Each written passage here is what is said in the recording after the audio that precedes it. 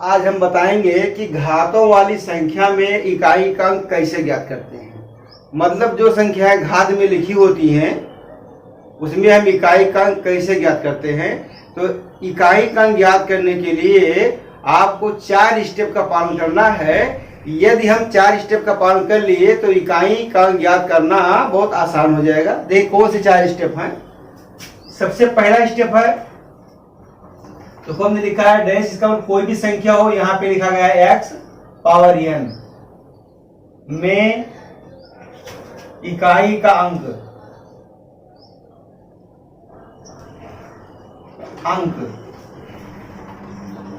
ये बराबर लिखा है x।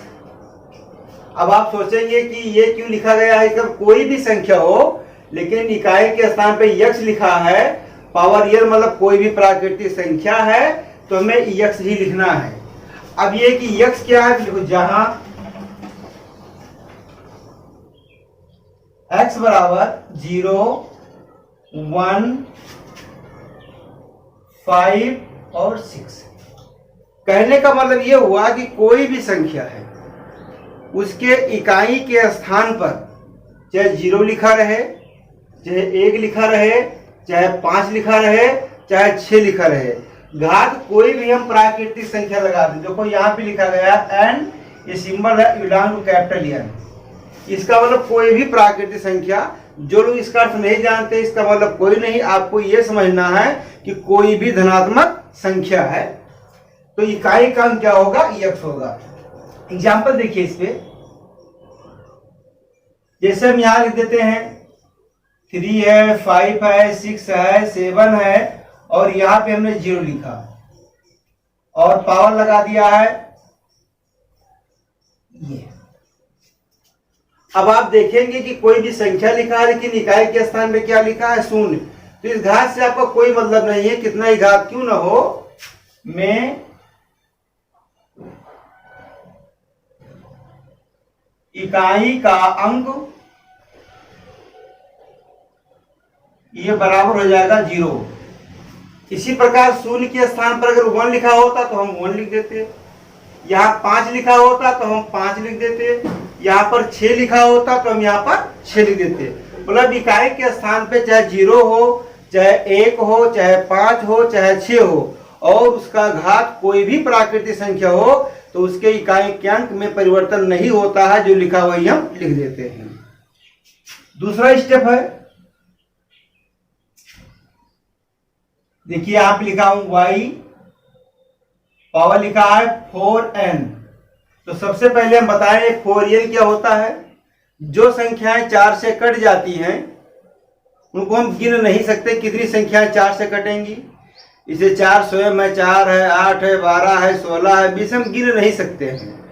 तो जो संख्याएं 4 से कट जाती हैं उनके समूह को 4n कहा जाता है। मतलब 4 से कटने वाली सभी संख्याओं को हम नाम क्या देते हैं, 4n। y इकाई के स्थान पे नंबर है, ये डॉट लगा गया, कोई भी नंबर हो सकता है, इसे कोई प्रॉब्लम नहीं है, भाई इकाई के स्थान पे y है। में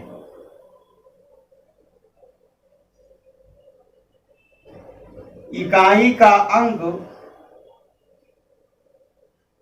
बराबर y, क्योंकि यहां पर y लिखा है तो इकाई के अंक जो है यहां पे लिखा जाएगा 6, जहां y बराबर है 2, 4, 6, 8।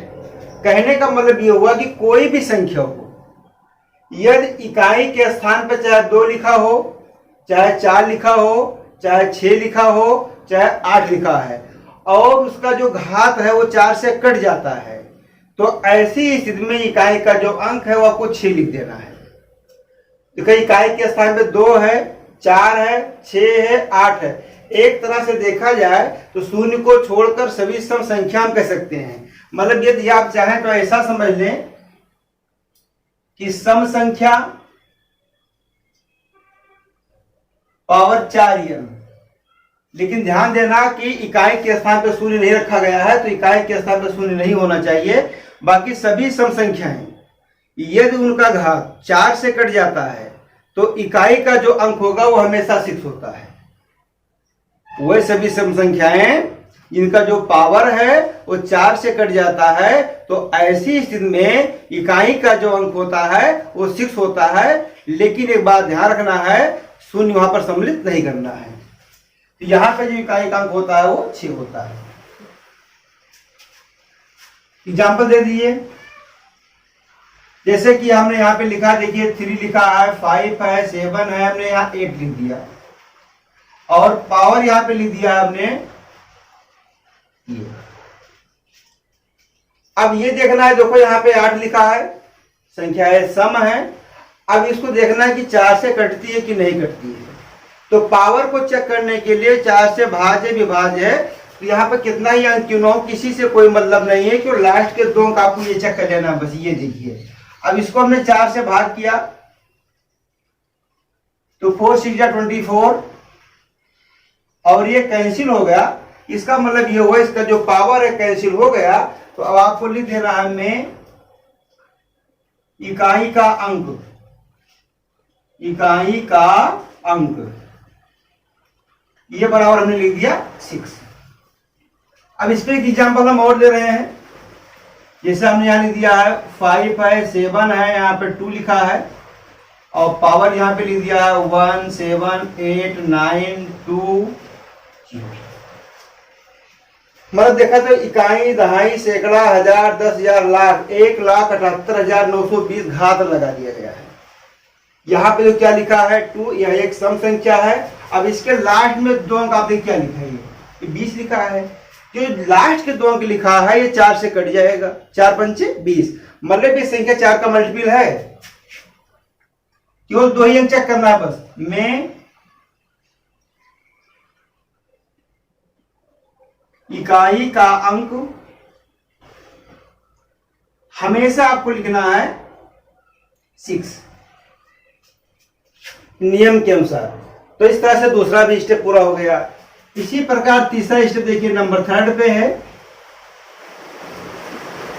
डेढ़ लिखा है, आपने जेड लिख दिया है, पावर 4 एन लिखा गया है। में इकाई का अंक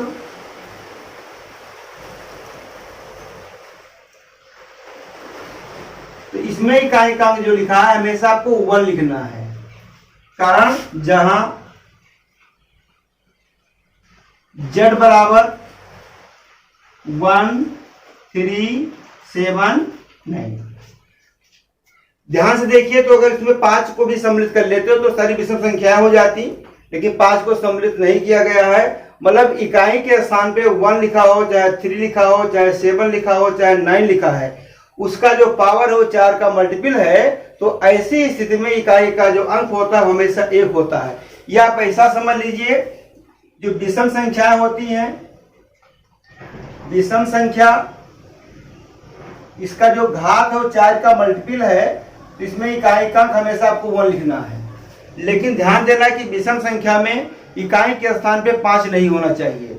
बाकी क्या हो सकता है, 1 भी रहेगा तभी आपको 1 लिखना है, 3 है तब भी आपको 1 लिखना है, 7 है तब भी आपको 1 लिखना है, 9 है तब भी 1 लिखना है। लेकिन यदि इकाई के स्थान पे 5 होता है तो हमेशा आपको 5 ही लिखना है। जैसे देखिए एक एग्जांपल इस पे हम दे दें आपको, देखिए लिखा 1 2 3, पावर लिखा गया है 9 है, 7 है, 8 है, 0 है, 4 है और यहाँ पे फिर हम लिख दे रहे हैं 4। इतनी बड़ी संख्या लिखा गया है। अब देखिए यहाँ पे संख्या विषम है, यहाँ के 2 डेटा दीजिए 44, क्योंकि 4 से कट जा रहा है। तो 4 से कटने के बाद में आप लिखोगे में इकाई का अंक क्या लिखा जाएगा, 1 लिखा जाएगा।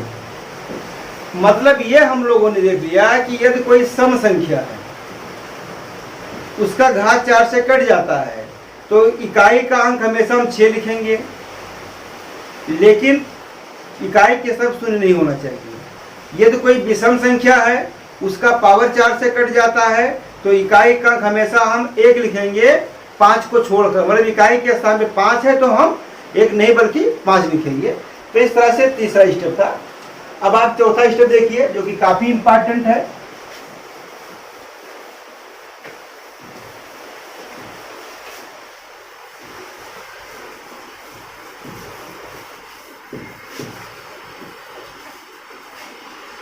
चौथा ये देखिए 4 नंबर पे है, कोई भी नंबर देखिए हमने टी लिखा है और पावर लिखा हूं 4n plus Q. 4n plus Q का मतलब यह है कि पावर को हम 4 से भाग करेंगे तो कैंसिल नहीं होगा बल्कि शेषफल आ जाएगा। 4n प्लस क्यू का मतलब जो घात है वो 4 का गुणज नहीं है।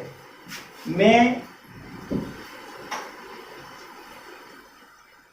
इकाई का अंक, तो इसमें जो इकाई का अंक है बराबर हो जाएगा टी पावर क्यू में इकाई का अंक।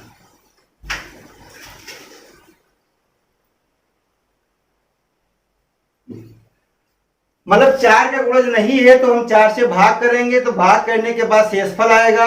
यह शेषफल 1 आता है तो टी का पावर 1 लिखा जाएगा। शेषफल 2 आता है तो टी का पावर हम 2 कर देंगे। शेषफल 3 आता है तो टी का पावर हम 3 कर देंगे। अब बात यह है कि टी क्या है, टी कोई भी आपका नंबर हो सकता है। टी आपका कोई भी नंबर हो सकता है, 2 3 4 5 6 कोई भी हो सकता है, लेकिन जो पावर है वो 4 का गुणज नहीं है। तो ऐसी स्थिति में क्या होता है, इकाई का जो अंक होता है टी पावर क्यू में इकाई का अंक। अब इसका एग्जाम्पल लिख देखिए, इससे हमने एक सवाल लिखा है, लिखा है 297 और पावर यहां पे लिख दिया गया है 181। अब हम देखते हैं अगर घात इसका 4 से कट गया होता, यहाँ पे 7 लिखा है तो मैं 1 लिख देता, लेकिन ऐसा नहीं है। अब इस 181 को हम 4 से भाग करेंगे, 4 4 जा 16, 2 1, शेषफल 1 आ गया। तो इसमें आप लिखेंगे में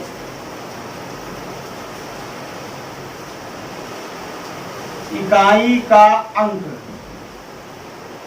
तो नियम के अनुसार देखिए यहाँ पे टी का मतलब यहाँ पे क्या लिखा है 7 और क्यू का मतलब जो रिमाइंडर आता है शेषफल है 1।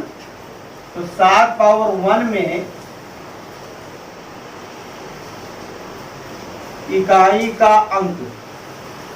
तो हम देखते हैं कि 7 पावर 1 बराबर 7 ही होता है, तो ये हमारा आंसर हो जाएगा। अब इसी तरह का और सवाल देखिए 9 3 6 नहीं लिखेंगे कि 6 का पावर कोई भी नंबर हो तो 6 ही हो जाता है। यहां पर हम लिख दे रहे हैं 9 ही लिख दे रहे हैं। पावर 90 और भी हम नंबर लिख सकते हैं। तो अब देखना है कि जो 90 है वो 4 से विभाज्य है कि नहीं है, तो नहीं है। तो हम क्या करेंगे 4 से 90 को भाग करेंगे, 4 दूनी 8 घट जाएगा। देखिए 1 10। तो क्या देखा गया कि जो शेषफल कितना आ गया 2। तो इसमें आपको ये लिखना है में इकाई का अंक नियम के अनुसार। देखिए यहां पर 9 लिखा है तो टी का पावर टी का जो मान है वो 9 हो जाएगा और क्यू का मान जो है भागफल जो आपने देखा कि 22 है, शेषफल क्या है 2, तो क्यू का मान यहाँ पर 2 हो जाएगा। तो यहाँ लिखा जाएगा 9 पावर 2 में इकाई का अंक। यहाँ पे ज्यादा परेशान नहीं होना है कि घात ज्यादा आएगा तो क्या करेंगे। जब हम 4 से भाग करेंगे तो शेषफल या तो 1 आएगा या तो 2 आएगा या तो 3 आएगा। तो किसी भी संख्या का क्यूब, जैसे 1 का क्यूब, 2 क्यूब, 3 क्यूब, 9 क्यूब लगभग हम लोग को याद रखना पड़ता है, फिर सॉल्व हो जाता है। अब 9 का स्क्वायर तो हो जाएगा 81 में इकाई का अंक। तो कितना आएगा 81 में इकाई का जो अंक है वो 1 है। मतलब कोई भी संख्या हो उसके घात को हम 4 से भाग करेंगे, जितना शेषफल आएगा हम इकाई का पावर लगा देंगे और फिर हम पता कर लेंगे कि उसमें इकाई का अंक क्या है। जैसे शेषफल मान लो भी यहाँ पर 2 आ गया था तो हमने 9 का स्क्वायर कर दिया। शेषफल 3 आ गया होता तो 9 का पावर हम क्यूब कर देते और 9 को हम 3 बार गुणा कर देते, फिर सॉल्व हो जाता। 4 आ नहीं सकता, 4 का गुणज हो जाएगा वो। यदि घात 4 से कट जाता। जैसे मान लिया जाए कि 9 और 3 आपने लिखा है 939 और यहाँ पे हमने 80 लिख दिया। अब देखा आपने कि जो 80 है वो 4 से कट गया, संख्या विषम है, तो सीधे आपको 1 लिख देना है कि इकाई का जो अंक होगा वो क्या होगा, 1 होगा। तो इस तरह से यदि हम इन चारों स्टेप का पालन कर लें तो भविष्य में कभी भी घातों की संख्या में इकाई का अंक क्या होता है ये हमारा गलत नहीं हो सकता है। इस तरह से इसको हम अभ्यास कर लें तो